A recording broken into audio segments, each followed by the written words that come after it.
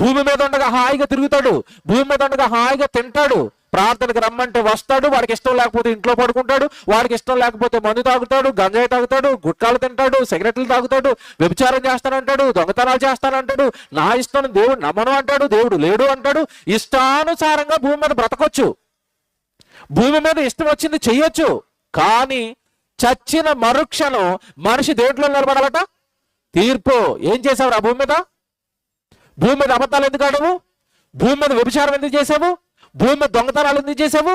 భూమి మీద పక్కోడిది దోచుకుని వాడి కష్టార్జితాన్ని, వాడి రెక్కల కష్టాన్ని, వాడి చెమటని, వాడి ధనాన్ని దోచుకున్నావు, వాడి ఆస్తులు దోచుకున్నావు, వాడి సెల్ ఫోన్లు దోచుకున్నావు, వాడి భూములు దోచుకున్నావు.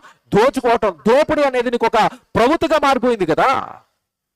ఎవడ కష్టపడి సంపాదించిన రెక్కలు ముక్కలు చేసుకుని వాళ్ళు సంపాదించిన కష్టార్జితాన్ని, డబ్బుని దోచేసావు కదా రకరకాల రూపాల్లో. దేవుడు బైబిల్లో ఏది వద్దన్నాడో అవి నీ జీవితం నిండా జరిగించావు. ఆ దేహాన్ని పాపపు కార్యక్రమాలకు వాడవు.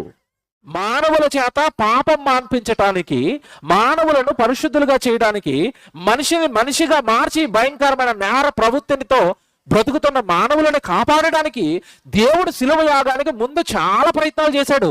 అవన్నీ అయిపోయిన తర్వాత చిట్ట చివరిగా యేసుక్రీస్తుల వారి శిలువ యాగాన్ని ప్రవేశపెట్టాడు. మంచి చెప్పిన మహానుభావుడు ఆ రోజున సమాజం ఏం చేసింది? శిలువ కేసి చంపింది.